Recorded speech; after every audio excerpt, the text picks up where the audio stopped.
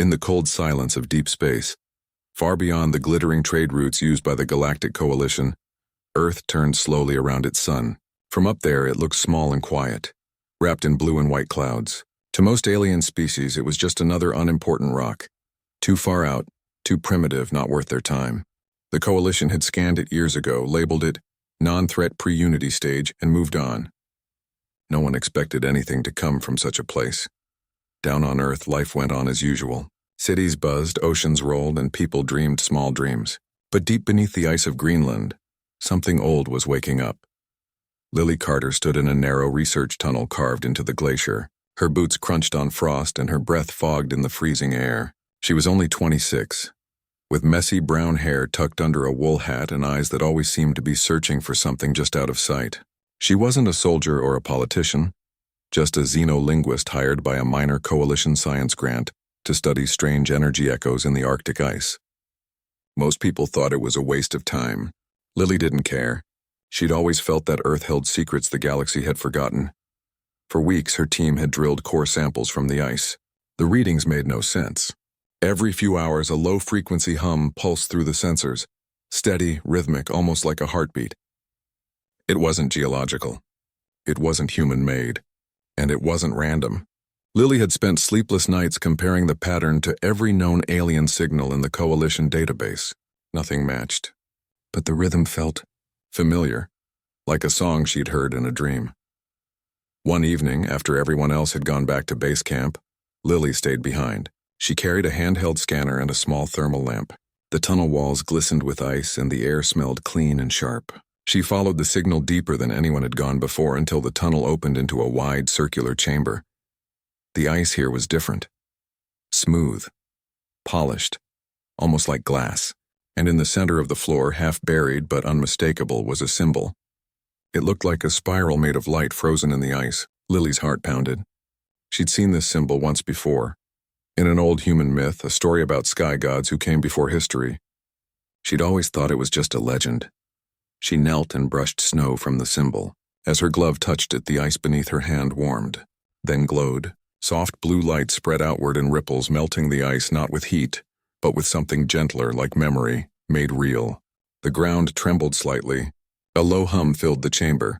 Louder now, clearer. It wasn't just a sound, it was a voice speaking in tones no human ear should understand, yet Lily did. Without thinking, she whispered the only word that came to mind. "Awake," the ice cracked. Not violently, but with purpose. Great slabs peeled back like petals opening at dawn. Beneath them lay not rock or soil, but metal, black, seamless, and humming with power. It curved upward into the shape of a ship, sleek and silent, its surface reflecting nothing as if it refused to be seen clearly. It was smaller than a freighter, but larger than a fighter, shaped like a blade turned on its side. No markings, no windows, no visible engines, just smooth, perfect darkness. Lily stepped back, breath caught in her throat. This wasn't Coalition tech. It wasn't from any known species. And it was definitely not human, at least not by today's standards. Then a seam appeared along the ship's side. It opened without sound, revealing a corridor lit by soft white light. Inside, the air was warm, dry, alive. Lily hesitated only a second before stepping forward. Something in her knew this place. Not her mind, but something deeper. Her bones, her blood. The corridor led to a central chamber. In the middle of it, floating in a column of pale light, was a person. A woman. She wore a simple gray suit that shimmered like liquid metal. Her skin was pale, her hair dark and short. Her face calm as if she were only sleeping. Wires and light threads connected her to the chamber walls, pulsing gently with every slow breath she took. Around her, symbols flickered in the air. Human symbols, ancient ones, mixed with alien script that shifted like water. Lily reached out, not to touch, but just to feel the energy in the room. The moment her fingers neared the light column, the woman's eyes opened. They were deep brown, warm, and full of sorrow and recognition. The woman floated down slowly until her feet touched the floor. The light faded. The wires retracted into the walls. She looked at Lily, really looked at her as if seeing not just a person but a whole world. "You called?" the woman said. Her voice was soft, clear, and carried the weight of centuries. She spoke English, but it was flawless, ancient, like the language before borders or wars. Lily could only nod, her throat tight. I am Eve, the woman said. The first. The prototype. Lily swallowed. Prototype. Of what of you? Eve said gently. Of humanity. Lily shook her head. That's impossible. We evolved. We're just us, Eve smiled, a sad, knowing smile. You were meant to be more. You still are, but they made you forget. Who? Those who feared what you could become. Eve walked slowly around the chamber, her hand brushing the wall. Symbols lit up under her touch. Long ago your kind was designed, not born. Crafted to be the balance keepers of the galaxy. Adaptable, compassionate. Strong not just in body, but in spirit. You could speak to machines, heal broken minds, even calm storms with your presence. You were meant to unite, not conquer. Then why are we like this now? Lily asked, her voice small. Why are we fighting each other? Why does the coalition treat us like children? Because a war happened, Eve said. Not with weapons, but with memory. They erased your past, buried your ships, silenced your songs. They left you here alone to grow slowly, safely, and quietly. Lily looked around the ship. This is one of ours, one of many, Eve said. Hidden across the stars, waiting. Before Lily could ask more, a sharp beep came from her wrist scanner. Red lights flashed. Energy signatures, big ones, were approaching from orbit. Coalition enforcers.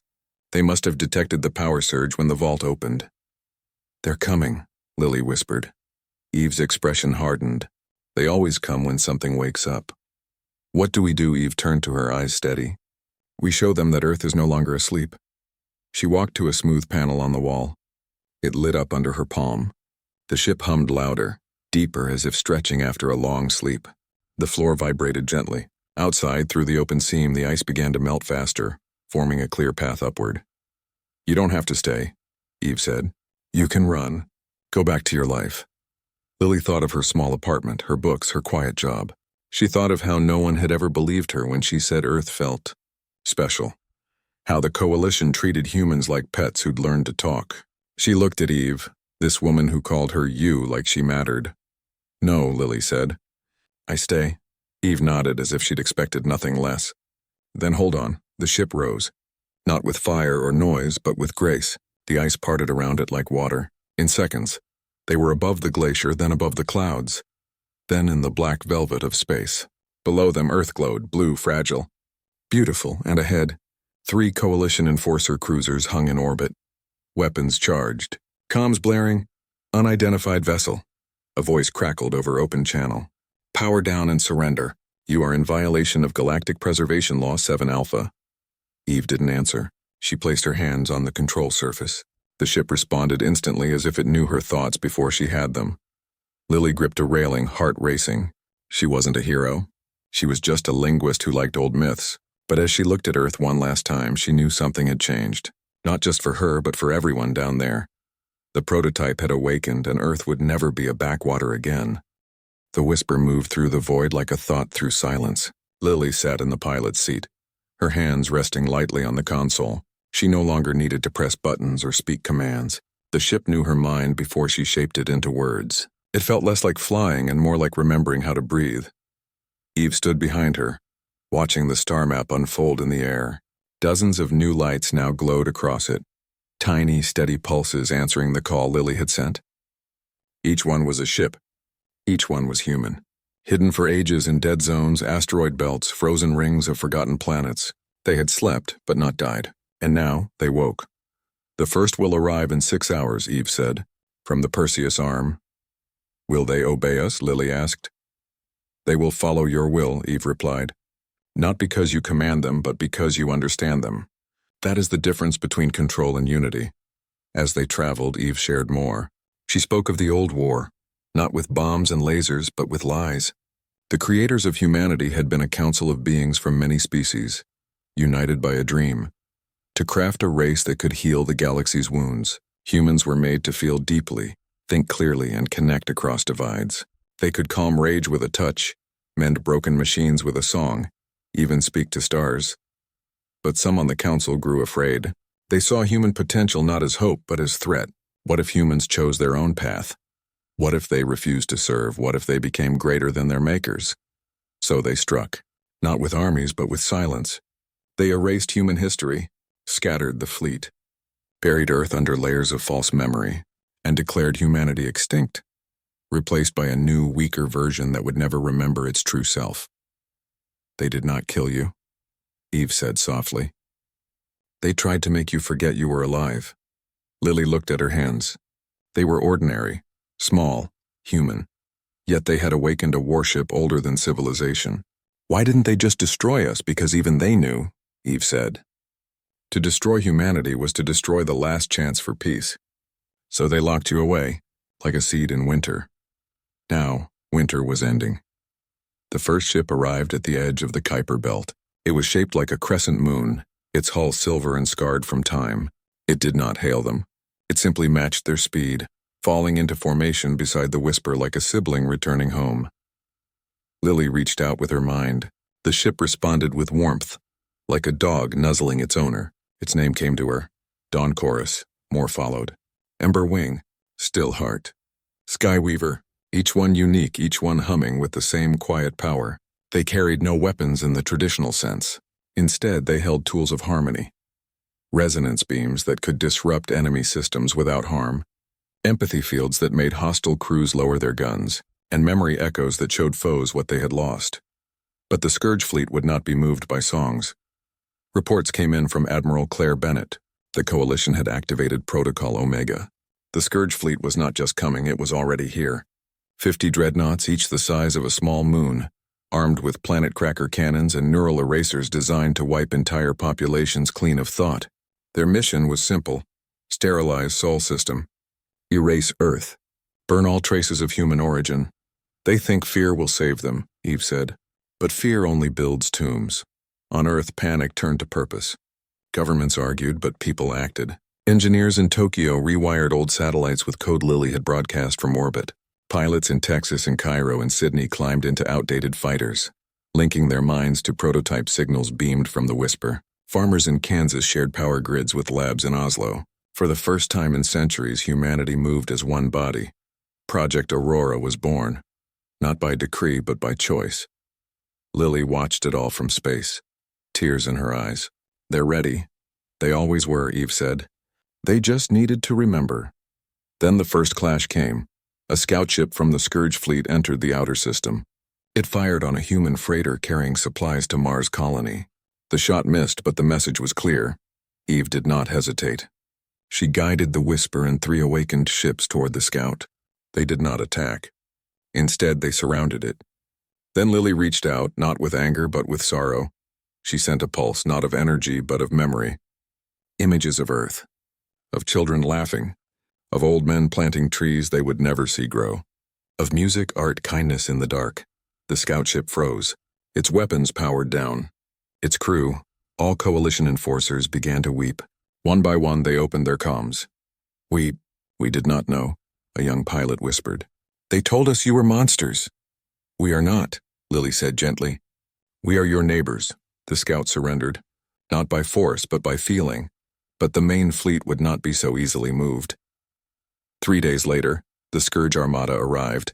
It blotted out the stars. Its lead ship, the Iron Silence, broadcast a single message across all channels: surrender or be unmade. Eve stood tall. We do not surrender. But we do not seek your end either. She turned to Lily. It is time, Lily nodded. She closed her eyes and reached deeper than ever before, not just to the ships but to the people below, to every human who had ever hoped, loved, or dreamed of the stars. She gathered their will, their courage, their quiet strength, and sent it outward like a wave.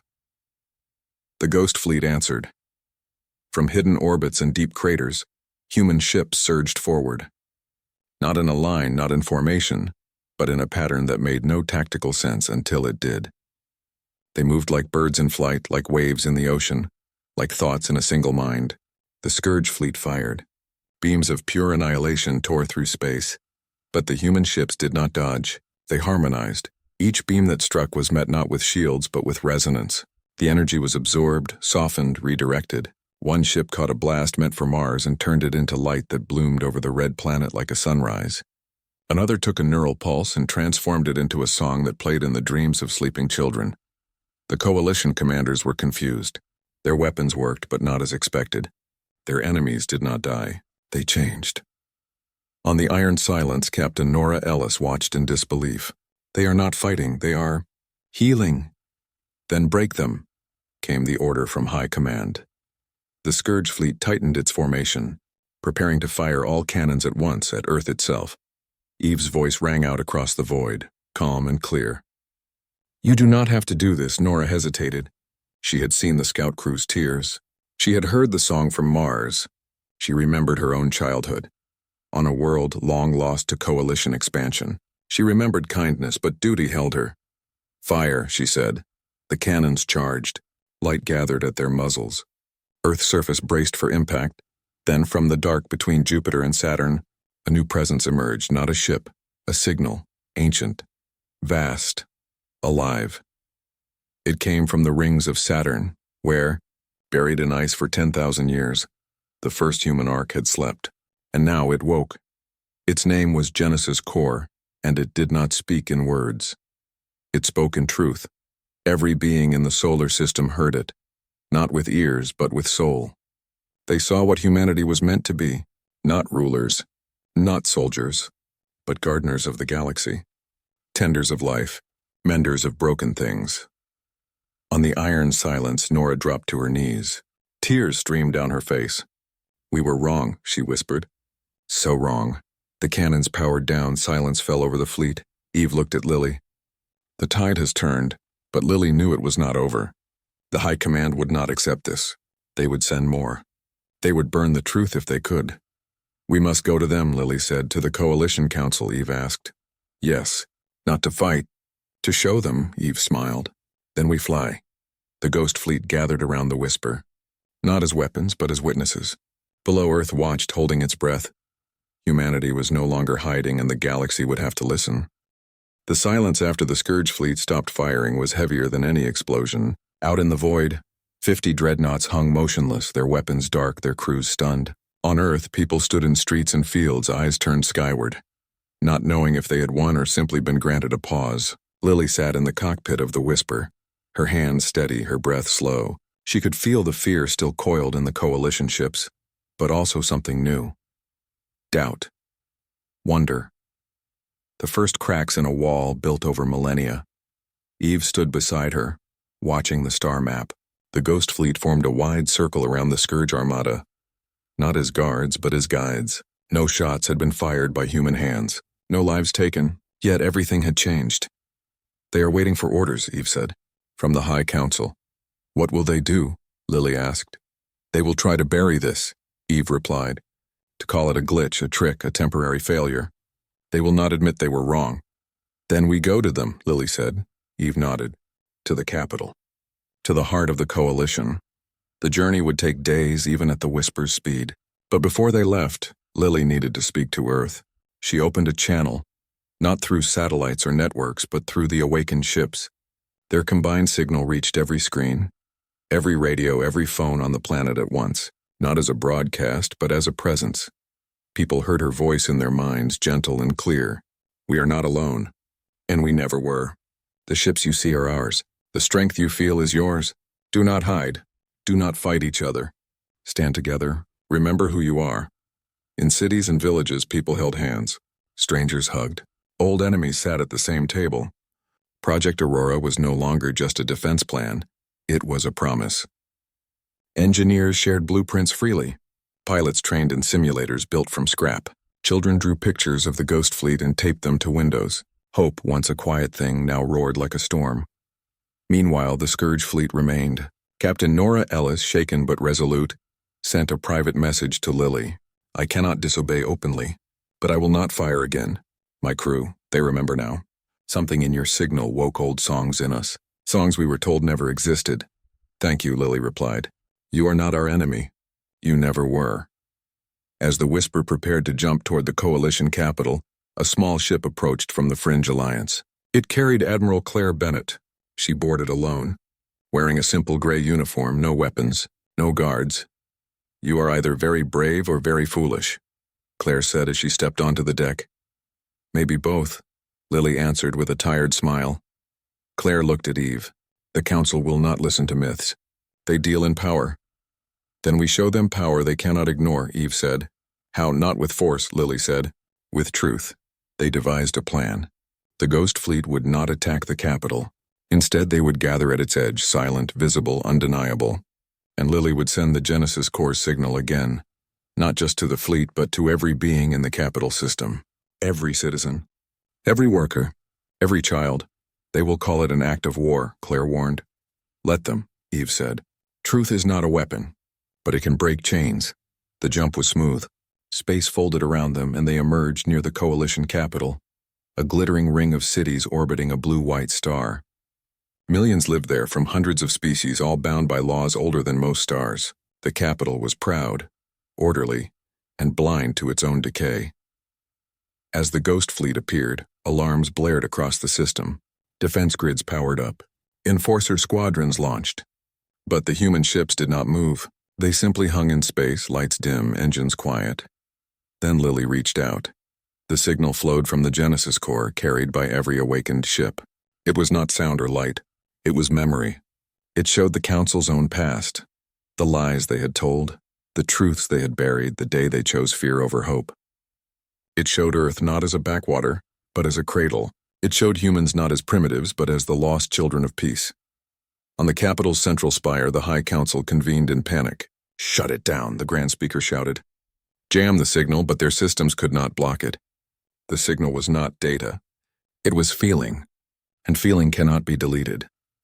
In the streets below, beings stopped walking. They looked at each other. Some wept. Others fell to their knees. A young engineer from the Virex species turned to her human co-worker, someone she had always avoided, and took her hand. I am sorry, she whispered, for everything. Back on the whisper, Lily watched it unfold. It's working. But the Council will not yield easily, Claire said. As if on cue, a new fleet emerged from the capital's docks. Not scourge ships. These were elite guard vessels, black and sharp, loyal only to the Speaker. They moved fast, surrounding the Ghost Fleet. You are trespassing. The Speaker's voice boomed across channels. Leave now or be destroyed. Eve stepped forward. We will not leave, and you will not destroy us. Then something unexpected happened.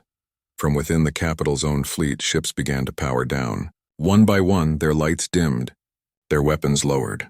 A frigate captain broadcast openly, We will not fire on truth. Then another. And another. Soon, half the defense fleet stood with the Ghost Fleet, not by command, but by choice.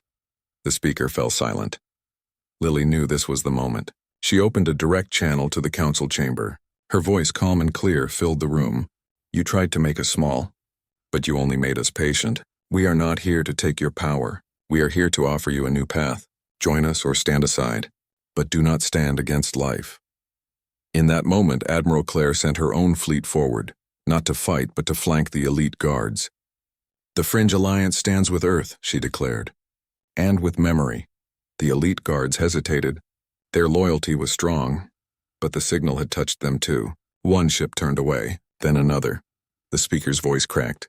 This is madness, I know, Eve said. This is awakening. On Earth, people watched the feeds. They saw their ships, old, forgotten, now radiant, holding the line not with fire but with presence. They saw aliens lowering weapons. They saw unity bloom in real time, and they knew. They were ready.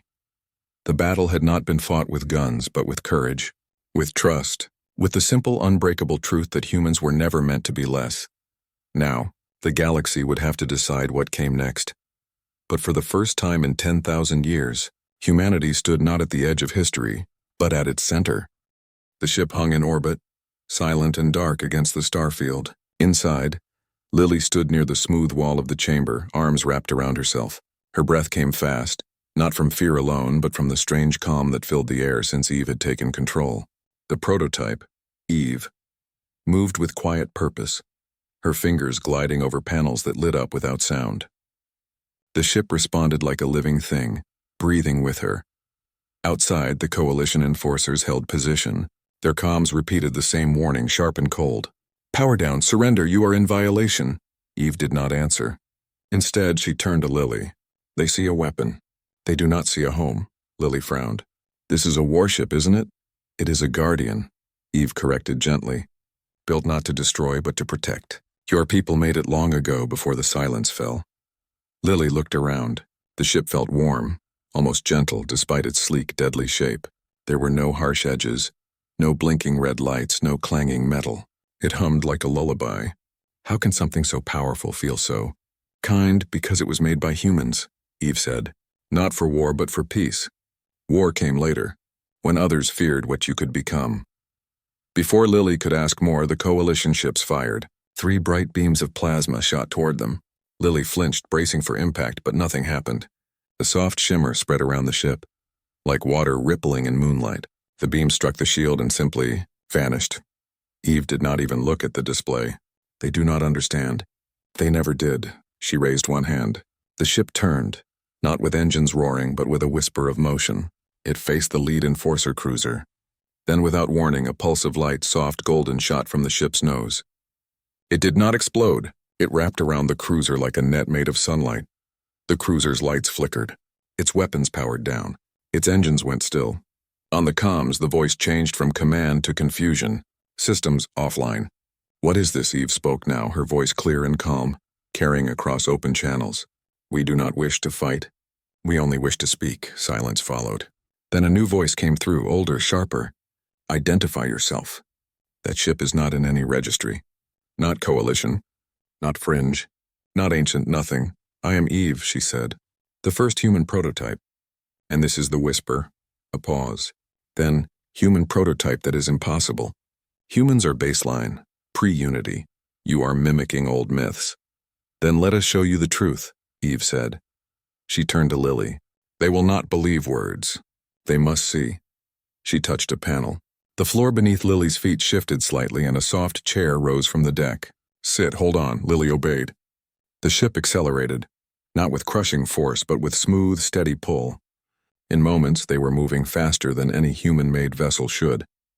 Stars stretched into lines, space bent around them, and then they were gone. They reappeared near the moon, not in orbit, but inside a crater, hidden, ancient. The walls glowed faintly. Symbols covered them, worn by time but still clear. Human symbols, older than pyramids, older than language. This is a memory vault, Eve said. One of many. She walked to the center of the crater. The ground opened. Another ship rose, smaller, shaped like a bird with folded wings. It was covered in dust, but its surface gleamed under the starlight. This one is yours, Eve said to Lily. Mine, Lily whispered. Not by birth, by choice. Every human who steps forward becomes part of the fleet, not because of blood, but because of will. Lily stepped toward the ship. As she neared, it hummed. A hatch opened. Inside, the cockpit was simple. Just a seat, a smooth console, and a single glowing node where a pilot's hand would rest. She placed her palm on it. Images flooded her mind. Not words, not sounds, but feelings. Joy, grief, courage, unity. She saw humans, not in cities or wars, but among stars, building bridges between species, healing broken worlds, calming raging suns with songs. She saw them standing between armies, not with guns, but with open hands. She saw them loved, feared, erased. Tears filled her eyes. We were good. You still are, Eve said. You just forgot. Back on the Whisper, they returned to Earth orbit. The coalition ships were still there, but now they held back. Cautious, confused. Then, a new ship arrived. Sleek, silver, marked with the sigil of the Fringe Alliance, a group of rebels who opposed coalition rule. It did not attack. It broadcast a single message. We hear you. Eve smiled. Some still remember. The Fringe ship opened a secure channel. A woman's face appeared on the screen. Sharp eyes, short gray hair, calm expression. I am Admiral Claire Bennett. I have studied the old files. The Ghost Fleet. The Silence War. If you are who you say you are, then the galaxy has been waiting for you longer than it knows. We are not ghosts, Eve said. We are echoes, and echoes can become voices again. Claire nodded. The Coalition will not let this go. They will call in the Scourge Fleet. What is that? Lily asked. Eve's face darkened. A weapon built to erase entire species. It was used once. On your creators, Lily felt cold. They would use it on Earth if they think you are a threat, yes. But we're not, they do not care, Eve said. Fear does not listen. Over the next few days, Eve taught Lily how to speak to the ship. Not with buttons or commands, but with thought and feeling. The whisper responded to calm, to focus, to care. Rage made it sluggish. Doubt made it dim. But trust made it sing. Lily learned that the ship was alive in a way no machine should be. It healed small cracks in its hull by pulling stardust from space. It could sense life signs on nearby planets. It even seemed to dream when idle, showing Lily visions of old human colonies now lost to time. Meanwhile, news of the ghost ship spread. On Earth, governments panicked. Some called for surrender. Others demanded weapons. But ordinary people, students, farmers, pilots, teachers, began to gather in cities, holding candles, singing old songs, waiting. They did not know why, but something in them stirred, like a memory waking up. Eve watched this from orbit. "They feel it," she said. "The call." "What call?" Lily asked. "The call to remember who they are." One night, as Earth turned below them, Lily asked the question that had haunted her. "Why me? Why did you wake for me?" Eve looked at her, eyes soft. "Not for you alone, but you listened. When others heard noise, you heard music. When they saw ice, you saw a door. That is the human gift, not strength, but seeing what could be." Lily thought of her lonely years, her dismissed theories, her quiet belief that Earth mattered. Maybe she wasn't special. Maybe she was just the first to say yes. Then alarms sounded, soft urgent chimes. Eve turned to the display. Dozens of new signatures appeared at the edge of the solar system. Massive. Dark. Silent. "The Scourge Fleet," Eve said. Lily's stomach dropped. "How long do we have?" 3 days, Eve said. "Maybe less." "What do we do?" Eve placed a hand on Lily's shoulder. "We wake the others. Others, the hidden ships. The silent guardians. They are waiting for the signal." "How do we send it?" Eve smiled. "You already know." Lily closed her eyes. She thought of the feeling she'd had in the moon crater, the unity, the hope, the song. She reached out with her mind, not to the ship but beyond it, into the dark. And far away, in dead systems and frozen moons, something stirred. Lights flickered in tombs of ice. Engines hummed after 10,000 years of silence. Hulls warmed. Cockpits lit up. The ghost fleet was waking, and it was answering to a human voice. Back on Earth, people looked up, not at news screens but at the sky. They felt it too, a hum in their bones, a pull in their hearts. Children pointed to stars that hadn't moved in centuries. Old men wept without knowing why. Lily opened her eyes. "They're coming." "Yes," Eve said. "And so are we." The whisper turned toward the incoming threat. Not to run, not to hide, but to meet it, because Earth was no longer alone and humanity was no longer asleep. The capital system hung in stillness. The elite guard ships had powered down. The High Council chamber was silent. Even the stars seemed to hold their breath. Lily stood on the deck of the Whisper, her hands resting on the smooth console. She did not feel triumph. She felt weight, the kind that comes when a door opens and you must decide what to carry through it. Eve stood beside her, calm as ever. "They will speak now," she said. Not from fear, but from need. Moments later, a new channel opened. Not from the grand speaker, but from an older voice, soft, tired, full of regret. It was Elder Marin, the oldest member of the council, a being who had served since before the Silence War. We remember," she said. "Not all of us, but enough."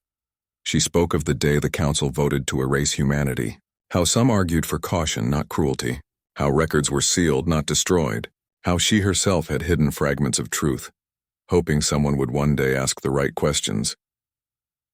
"You were never monsters," Marin said to Lily. "You were mirrors, and we could not bear what we saw." Eve nodded. "Then look again." The council agreed to a truce. Not a surrender, not a victory, but a beginning. They invited Lily, Eve, and Admiral Claire to the central spire. No weapons, no guards, just words. As they walked through the gleaming halls of the capital, Lily saw beings of every shape and color watching from doorways and balconies. Some looked afraid, others curious. A few bowed their heads in quiet respect. She wore simple clothes, jeans, a sweater, boots, nothing grand, yet she carried the weight of a world. In the council chamber, the air was thick with tension. The grand speaker sat stiffly, jaw tight, but Elder Marin rose to greet them. "You have shown us what we lost," she said. "Now tell us what you offer." Lily spoke plainly. We do not want your throne. We do not want your laws. We only ask to be seen, and to help. The galaxy is broken, not by war alone, but by silence, by fear. We were made to mend that, not as rulers, but as partners. Claire added, the Fringe Alliance will stand with this new path, not under coalition rule, but beside it. The speaker finally spoke. And if we refuse, Eve looked at him, not with anger, but with pity. Then your own people will leave you, not by force, by choice. You saw it today. Truth does not need armies. It only needs to be heard. After hours of talk, a decision was made. The coalition would not dissolve, but it would change. A new council would form, one with human representation, one that honored memory, not control. Earth would be recognized not as a backwater, but as a founding world, and the Ghost Fleet would become the core of a new peacekeeping force, led not by command, but by consent. In the days that followed, ships from across the galaxy arrived at Earth, not to inspect or invade, but to learn, to listen. Alien engineers walked through human cities, amazed by the mix of old and new, chaos and kindness. Children showed them how to plant seeds. Elders told them stories under open skies. Eve spent her time teaching, not just Lily, but others, pilots, scientists, dreamers who felt the call. She showed them how to speak to the ships, how to heal with sound, how to calm storms with song. She did not command, she guided, but Lily knew Eve's time was ending. One evening, as they stood on the observation deck of the Whisper, watching Earth rise over the moon's edge, Eve said softly, my work here is done. You're leaving, Lily asked, heart sinking. Not leaving, returning. The prototype must sleep again. The future belongs to you. To all of you, I'm not ready. You already are, Eve said. You woke the fleet. You faced the scourge. You spoke to the council. You did not need me. You only needed to believe. She placed a hand on Lily's shoulder. You're the first true envoy of the new human-led alliance. Not because you were special, but because you said yes when the world asked. Lily cried then, not from sadness, but from awe. She had been a linguist in the ice. Now she was a bridge between worlds. Eve entered the stasis chamber one last time. The light wrapped around her like a blanket. Before the door closed, she whispered, remember who you are. The whisper stayed in orbit, now under Lily's care. It no longer hummed with Eve's presence, but with the voices of many, human voices rising together. On Earth, a new building rose in Geneva. Not a fortress, not a palace, but a hall of voices. Representatives from hundreds of species gathered there, not to argue borders, but to share songs. And at its center stood Lily Carter, no longer just a researcher, but the first human envoy to the galaxy. She did not wear a uniform. She wore a simple dress, and around her neck hung a small stone from Greenland ice, the first symbol she had ever touched. From her window, she looked down at the blue planet. Cities glowed, oceans shimmered. People lived, loved, built, dreamed. Earth was no longer ignored. It was watched, not with suspicion, but with hope, because the children had awakened and they would not sleep again.